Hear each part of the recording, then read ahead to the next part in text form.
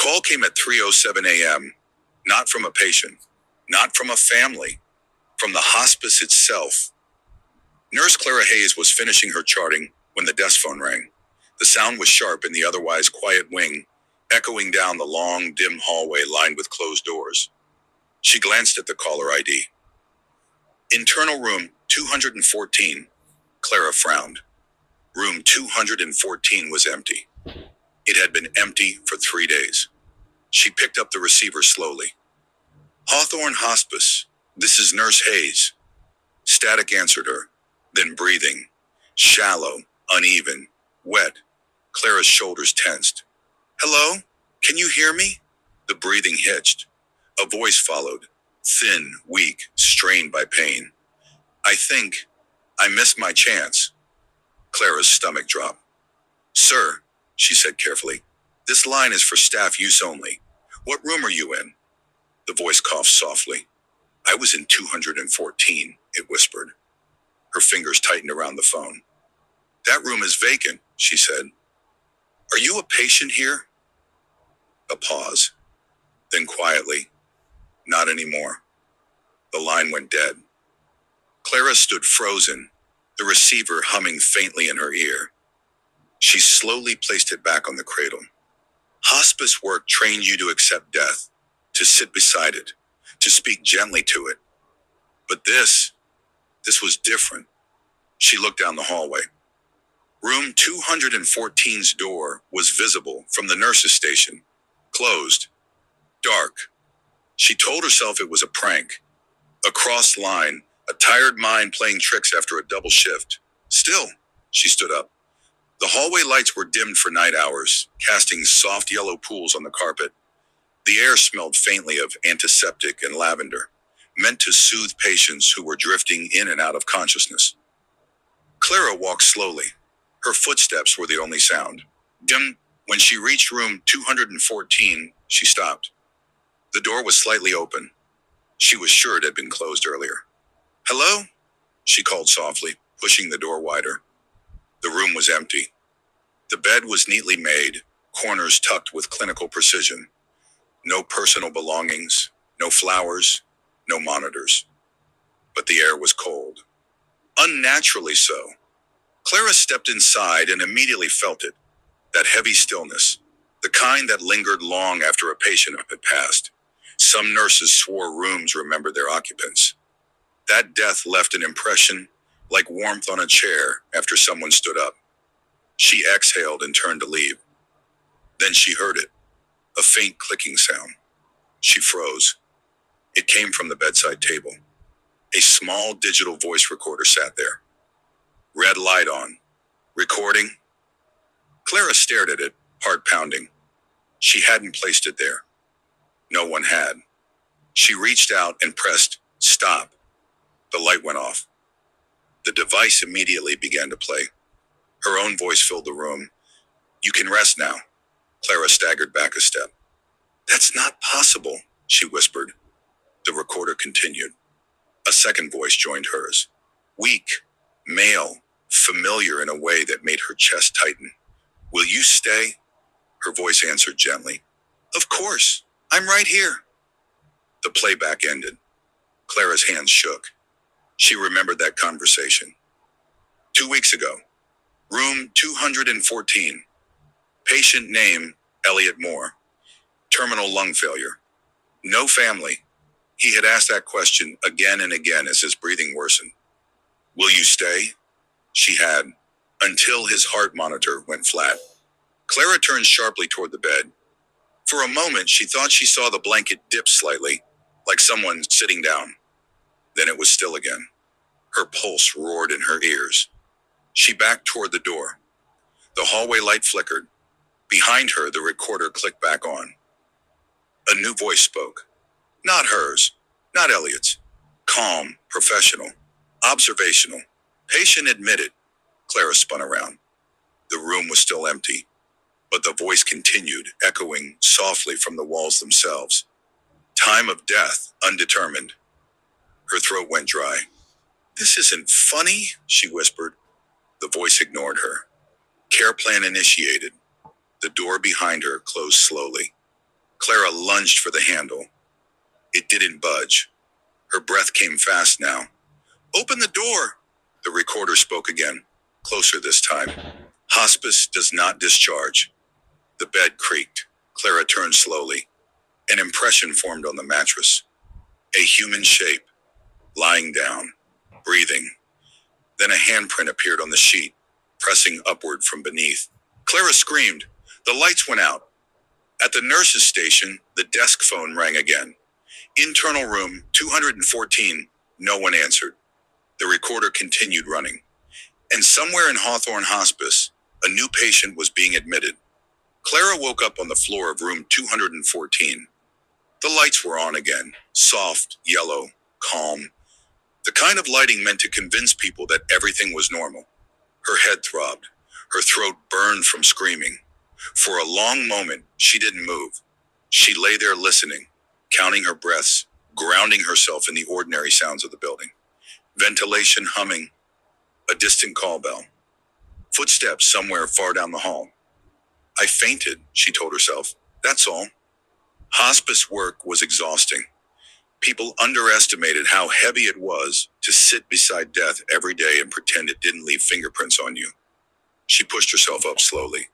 The room was empty. No impression on the bed, no recorder on the table, no handprint on the sheet. Room 214 looked exactly the way it was supposed to. Clara laughed shakily. Get it together, she muttered. She checked her watch. 3:26 a.m., 19 minutes gone. She opened the door. The hallway stretched out in both directions, quiet and dim. Everything looked normal, until she noticed the doors. Room numbers had changed. 214 was no longer beside 213. It was between 219 and 220. Her stomach dropped. She walked to the chartboard had been updated.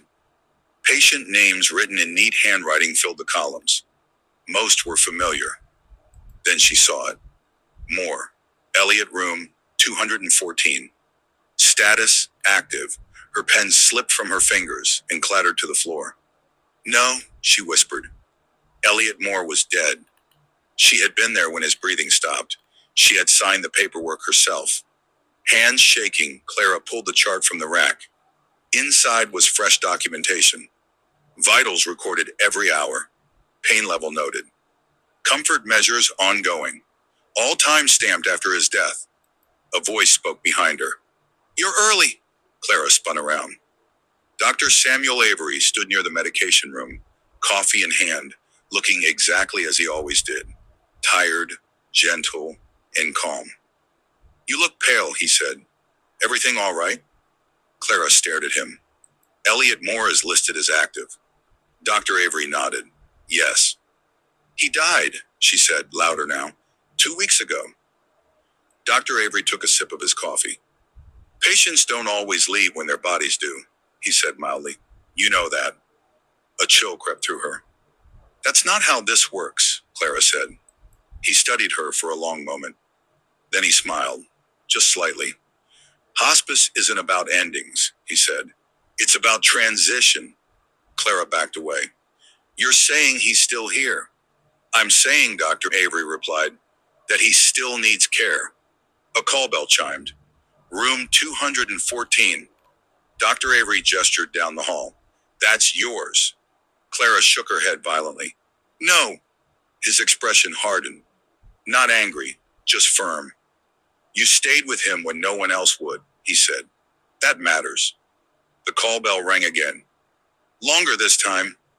Clara's legs felt heavy as she walked back down the hallway. Each step felt like she was moving deeper into something she didn't understand. When she reached room 214, the door was wide open. The bed was occupied. Elliot Moore lay beneath the sheets. His eyes were open. He looked exactly as he had on the night he died. Too thin, too pale, breathing shallowly with effort. Clara's breath caught. You said you'd stay, Elliot whispered. She stood frozen. I watched you die, she said. Elliot smiled weakly. I know, he said. It hurt less when you were here. The monitors beside the bed flickered to life, displaying vitals that should not exist. A soft mechanical voice spoke from nowhere and everywhere at once. Continuing care approved. Clara felt tears spill down her cheeks. What happens if I don't? She asked. Elliot's gaze drifted toward the doorway. They get lonely, he said. From the hallway came the sound of other call bells ringing, one by one. Rooms that had been empty. Rooms where patients had already passed. The lights dimmed slightly. Elliot reached out with trembling fingers. Please, he whispered, don't let me die alone again. Clara stepped forward, and somewhere deep within Hawthorne Hospice, new charts began to print. Clara did not touch Elliot's hand. Oh, she stood at the foot of the bed, every instinct screaming at her to run, to scream, to wake herself from whatever nightmare this had become.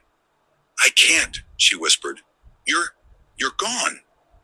Elliot's fingers curled slowly back onto the blanket. I know, he said gently. That's why it hurts.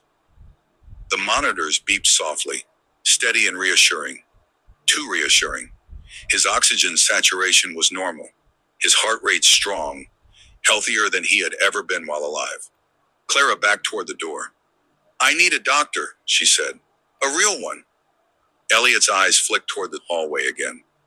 You have one, he said. They all work here. The lights flickered. A scream echoed suddenly from down the hall. Short, sharp, then cut off. Clara's blood ran cold. She ran. Her shoes pounded against the carpet as she sprinted toward the sound. The hospice felt larger now, the hallways stretching unnaturally, doors multiplying where none had been before. She skidded to a stop outside room 203. The door was closed. The call bell light blinked violently. She pushed the door open. Inside, Nurse Jenna Collins stood frozen beside the bed, her face drained of color. On the mattress lay an elderly woman Clara recognized immediately, Mrs. Rosalind Baker. Pronounced dead 3 months ago. Her eyes were open, too wide, her mouth stretched in a silent scream. Jenna sobbed softly. She won't stop asking me to help her breathe. Clara stepped closer. Mrs. Baker's chest rose and fell rapidly. Shallow gasps, like a drowning person breaking the surface just long enough to suffer. I already did everything, Jenna cried. I stayed. I held her hand. I said all the right words. Mrs. Baker's eyes rolled toward Clara. You left, she rasped. The lights dimmed. A mechanical voice filled the room. Care interruption detected. Jenna shook her head violently. No, please. Mrs. Baker's breathing became frantic. Clara grabbed the oxygen mask and pressed it gently over the woman's face. Easy, Clara whispered. I've got you. The breathing slowed immediately. The monitors stabilized. The mechanical voice softened. Care resumed. Jenna collapsed to her knees, sobbing. What happens if we don't? She asked. Clara didn't answer. She already knew. Later in the break room, Clara found the truth waiting for her. Old staff photos lined the wall, retired nurses, long-serving doctors, administrators who had moved on. She studied the faces. Some were yellowed with age. Some were recent. Some were still working. Her breath hitched. Jenna Collins stared back at her from a photo dated 1987. Young, smiling, alive. Clara turned slowly. Jenna sat at the table behind her, sipping water, hands trembling. You've been here a long time, Clara whispered. Jenna nodded. I tried to leave once, she said. I even made it to the parking lot. Clara swallowed. What happened? Jenna looked at the door. They started ringing, she said. All at once. Clara's pager buzzed. Then another. Then another. Room 214. Room 203. Room 198. The hospice was calling. Jenna's eyes filled with tears. They don't punish you, she said. They just make you watch. Clara felt something settle in her chest. Heavy. Final. Dr. Avery's voice echoed over the intercom. Staff reminder, he said calmly. Compassion fatigue is normal. Please remember, abandonment causes suffering. Clara closed her eyes. In her mind, she saw Elliot's face. Please don't let me die alone again. She stood up. I won't abandon them, she said. Jenna looked at her with a mixture of relief and pity. That's how it starts, she whispered. As Clara walked back into the hallway, doors began opening on their own. Patients waited inside. Some young, some old, some wearing clothes from decades past, all breathing, all watching her. The hospice lights brightened. Somewhere deep within the building, something ancient and patient shifted, content. And Clara Hayes realized the truth. Hawthorne Hospice did not keep people alive. It kept them needing. The basement was not on any map. Clara discovered that at 4:11 a.m., when the elevator stopped responding to any button except one she had never noticed before. Bobo. There was no label beneath it. No braille. No safety code. It only appeared after the last of the call bells finally went quiet. She pressed it. The door slid shut with a sound like a held breath being released. The elevator descended longer than it should have. Past the sub-level. Past the foundation. Past the place where concrete met earth. When the doors opened, Clara smelled antiseptic and something older. The hallway beyond was wide and white and impossibly clean. Fluorescent lights hummed overhead. The walls were lined with framed discharge forms. Every form was signed. Every patient name was familiar. Elliot Moore. Rosalind Baker. Dozens more. Each one stamped with the same word, transferred. At the end of the hall stood Dr. Avery. He wasn't holding coffee this time. You shouldn't be here, Clara said. Dr. Avery smiled gently. You're exactly where you're supposed to be. She held up one of the discharge forms. Transferred where? Dr. Avery walked past her, his footsteps silent. Care doesn't end, he said. It changes hands.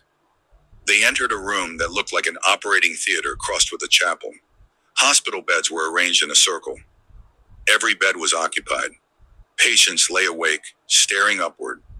IV lines trailing from their arms. Not into machines, but into the floor itself. The building breathed. Slow. Deep. Hungry. Clara staggered back. This place is alive, she whispered. Dr. Avery nodded. Hawthorne was built over a convergence, he said. A place where endings don't stick. He gestured to the patients. They were afraid, he continued. Fear anchors the soul. Care feeds it. Clara's voice shook. So you trap them? No, he said calmly. We support them. One of the patients began to cry softly. The IV pulsed. The building shuddered, contented. You're lying, Clara said. This isn't mercy. Doctor. Avery looked at her with something like sadness. Mercy is subjective, he said, but abandonment is universal. She thought of the photos. The nurses who never aged. Jenna. How long have you been here? Clara asked. Dr. Avery considered. I stopped counting after the war, he said. Her heart raced. You're not human. He smiled faintly. I'm a custodian. The lights dimmed. A new bed slid silently into the circle. Empty. Waiting. Dr. Avery turned to her. You have a gift, he said. They calm when you're near. You ease the transition. I won't do this, Clara said. You already are. The floor beneath her feet warmed. Her pager buzzed. Discharge review, Clara Hayes. She backed away. I'm not staying. Dr. Avery's voice softened. You can leave, he said, but then no one will answer. The lights flickered. Up above, call bells began ringing again. All at once, Clara heard screaming, patients reliving their last moments, again and again, without hands to hold them through. She dropped to her knees. Stop, she sobbed. Please. The bells went silent. Dr. Avery crouched beside her. Care is a choice, he said. So is cruelty. Clara looked at the empty bed. She understood now. The hospice didn't steal souls. It offered them a bargain. Be cared for, or be alone forever. She wiped her tears. What happens if someone finishes? She asked. Dr. Avery smiled, this time proudly. They become staff. The lights brightened. Somewhere above, a new nurse badge printed itself. Hayes, Clara continuing care. And Clara realized the final truth. No one ever escaped Hawthorne Hospice. They either stayed to be cared for, or stayed to care. Clara stopped checking the date after a while. Time behaved differently inside Hawthorne Hospice. Days passed in soft blurs of routine. Medication rounds, whispered reassurances, hands held through invisible pain. Nights stretched longer, heavier, filled with voices that never quite slept. Her badge no longer felt foreign against her chest. Hayes, Clara, continuing care. She had stopped trying to remove it. The patients knew her now. They relaxed when she entered a room. Their breathing steadied. The walls stopped groaning. Even the building seemed to lean toward her, listening. She told herself she was helping. She told herself that often. One night during last rounds, she found a new patient in room 117. A young woman, mid-20s, hospital bracelet still bright white. Her eyes were darting wildly. I can't be here, the woman said. I was in a car accident. I heard the sirens. Clara sat beside the bed. What's your name? She asked gently. Emily, the woman whispered. Am I dead? Clara hesitated. She had learned that lies cause agitation. So did truth. You're safe, she said instead. Emily's breathing slowed. Clara held her hand. That night, Clara dreamed of her own apartment. The one she hadn't visited in, she didn't know how long. Dust coated the furniture. Her phone lay dead on the table. The screen cracked. Missed calls filled the display, stretching back years. In the dream, someone was knocking on the door. She woke up with tears on her face. The next morning, if morning still existed, Dr. Avery asked her to join him for rounds. You've been here a long time, he said as they walked. Clara didn't answer. You've done well, he continued. The hospice is stable. They stopped in front of room 214. Empty now. No bed, no equipment. Just a clean, quiet room. Elliot finished, Dr. Avery said. Clara closed her eyes. Finished what? Kneading, he replied. She felt a sharp pain in her chest.